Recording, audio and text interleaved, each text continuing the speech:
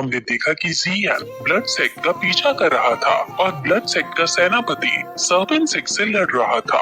लेकिन तभी blood sect के बाकी लोग जियान को नोटिस कर लेते हैं और जियान को उनके सामने आना पड़ता है। ब्लड सेक्ट का यंग पैट्रियार्क कहता है कि मुझे पता है कि तुम मैप के इस टुकड़े के पीछे हो, लो और इसे ले लो, लेकिन तुम्हें मुझे पहले इसका सीक्रेट बताना पड़ेगा कि आखिर ये मैप का टुकड़ा किस चीज का है। जियान उसे बताने से मना कर देता है, जिस पर जब उसको गुस्सा आ जाता है तो वो सैनिकों से इस पर हमला करवा देता है। सभी सैनिक जियान पर हमला कर देते हैं, लेकिन जियान उन सभी को अकेला ही संभाल लेता है। अब चीफ फिर खुद आगे आता है। हालांकि एल्डर उसे रोकते हुए कहती हैं कि वो इससे लड़ सकता है, लेकिन चीफ जियान को खुद मारना चाहती है।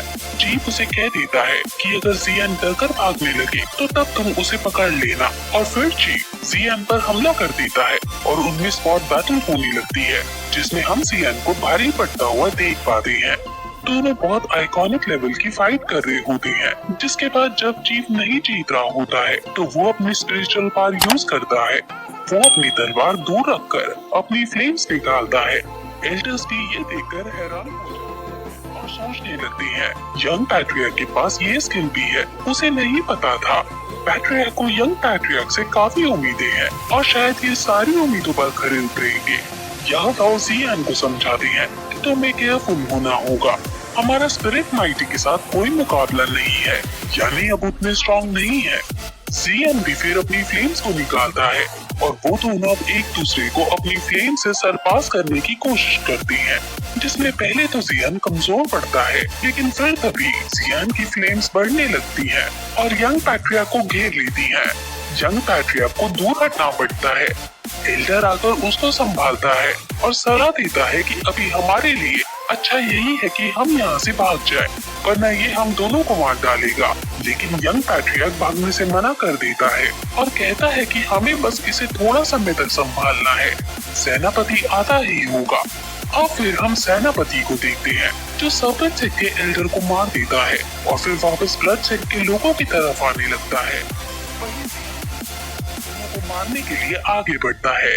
यंग पैट्रियार्क कहता है कि मेरे पापा फैन लाओ एक फाइटिंग किंग है, अगर तुमने हमें कुछ भी किया तो वो तुम्हें तुम्हारे परिवार सहित खत्म कर देंगे। जियान नहीं डरता और वो आगे बढ़ता ही जा रहा था। एल्डर उसको बचाने के लिए उसको पीछे करके खुद आगे जाते हैं और एल्डर और जियान की अब फाइट होने लगती है। जियान एल्डर के हर एक अटैक से आसानी से बच जाता है और उन पर काउंटर अटैक करके उन्हें घायल भी कर देता है।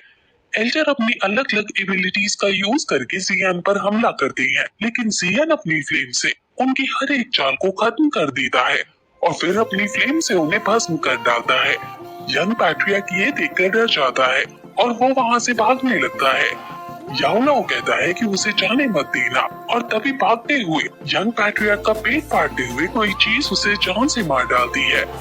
ये चीज असल में क्वीन मेडुसा की स्नेक फॉर्म है, जिसने उसे मार दिया है। और फिर तभी याओलाओ को सेनापति के आने की अनुभूति होती है, इसलिए वो जियान को तुरंत वहाँ से दूर जाने को कहता है। जियान विंग्स निकालकर फुल स्पीड में सारा ट्रेजर लेकर वहाँ से भाग जाता है। अब वहाँ सेनापति आता है, जो पहले तो ब्लैक स्कल टॉम के लोगों को मरा देखता है और फिर अपने ही सैनिकों को मरा देखता है।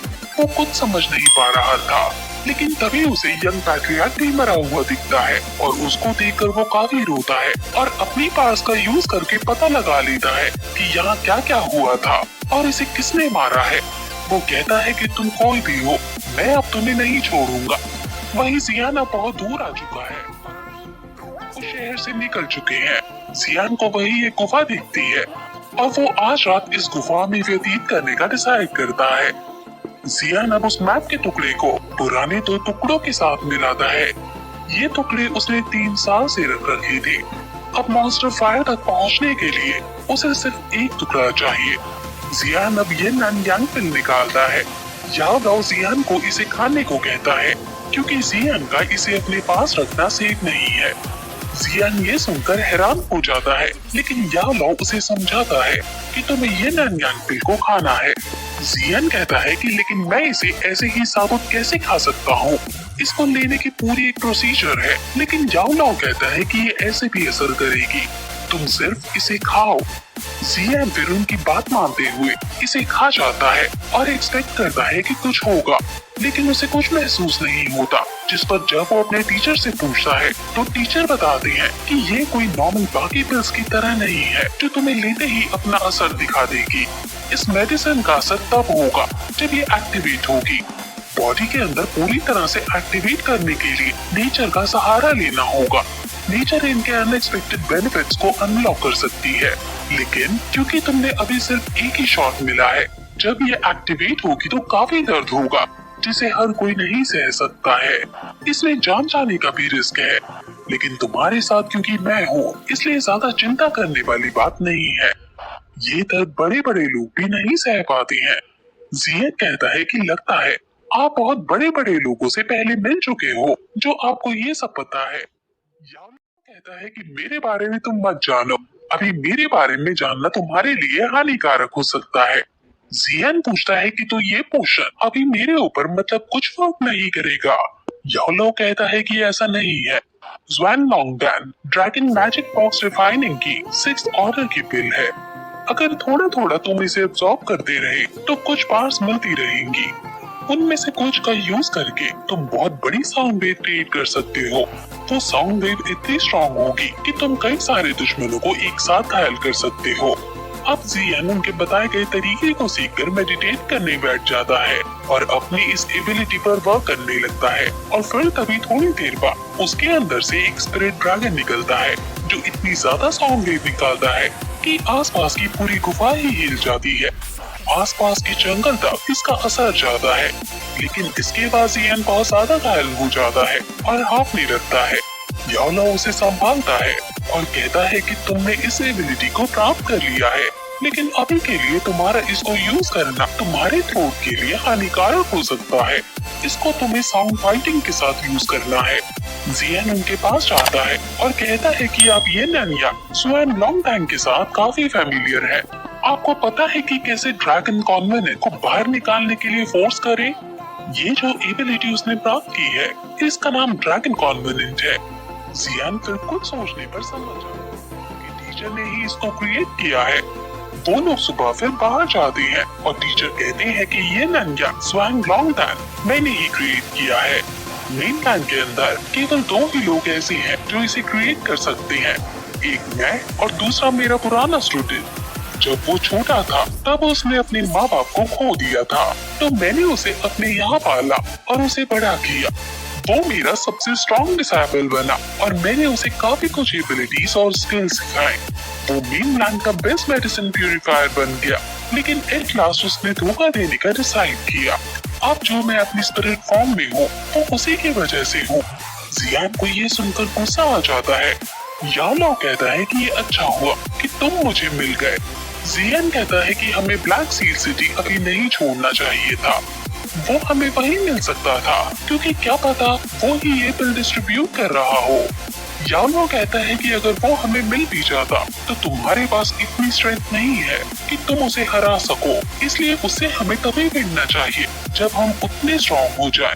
हालांकि याओ जियन की बॉडी को यूज करके उससे लड़ सकते हैं, लेकिन यहाँ पास में ही सोल टेम्पल है, जिस वजह से याओ ऐसा नहीं करेंगे।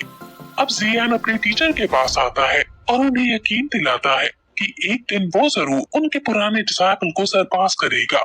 टीचर जब देखते हैं कि माहौल बहुत गर्म हो रहा है तो वो हंसने लगते हैं और कहते हैं कि मुझे तुम पर गर्व है। अब जियन फिर केनान कॉलेज जाने का डिसाइड करता है, लेकिन वो कॉलेज इतना एडवांस था कि वो हर तरह की चीटिंग को रोक लेता है। यानी अगर कॉलेज के अंदर जियन याओ को अपने रिंग में रखकर कंपटीशन में भाग लेगा तो वो समझ जाएंगे, इसलिए याओ को उस समय जियन से दूर ही रहना होगा। अब वो कॉलेज के लिए निकल पड़ती है और कुछ समय में ही कैनन कॉलेज पहुंच जाती है। ये पीस टाउन है और जियन अब एंट्री लेता है और एंट्री गेट पर सैनिक यहाँ सभी लोगों को एक पिल खाने को दे रहे थे और कह रहे थे कि अगर तुमने किसी को अंदर जान से मारा तो ये पिल हमें बता देगी। कैनन कॉलेज के गेट पर काफी सारी मिस्टीरियस चीजें थी। वो लोग जियन को भी मर्डरस इम्पल्स देने लगते हैं, तो जियन कहता है कि वो कैनन कॉलेज का स्टूडेंट है। वहाँ एक आदमी जियन से उसकी डिटेल पूछता है, जिसमें जियन जब अपना नाम और अपनी एज 18 बताता है तो वो समझ जाता है क्योंकि ये वो ही है जिसने पहले दिन ही 2 साल की हॉलीडेज मांग ली थी। वो फिर जियान को कैनन कॉलेज तक जाने वाली गाड़ी में बैठा देता है और कहता है कि कल वहाँ एनुअल टूर्नामेंट है और अच्छा है कि तुम एक दिन पहले ही आ गए। जियान उड़ने वाली गाड़ी में बैठकर कैनन कॉलेज की तरफ निकल जाता है। कैनन कॉलेज के अंदर टूर्नामेंट स्टार्ट हो चुका था और जी जूनियर सभी को हराते हुए आगे बढ़ रही थी। सभी लोग जी जूनियर का नारा लगा रहे थे, लेकिन जी जूनियर खुश नहीं थी क्योंकि जियान अभी तक वापस नहीं आया है। और फिर होस्ट अगले मैच की अनाउंसमेंट करता है जो जियोफेन और जियान के बीच होगा, लेकिन क्योंकि यहाँ जियान था ही नहीं इसलिए जी जूनियर और ज्यादा उदास हो जाती है। लेकिन तभी वहाँ जियान की एंट्री होती है और जी जूनियर उसको देखकर काफी खुश हो जाती है, जिसके बाद ये एपिसोड यहीं खत्म हो जाता है।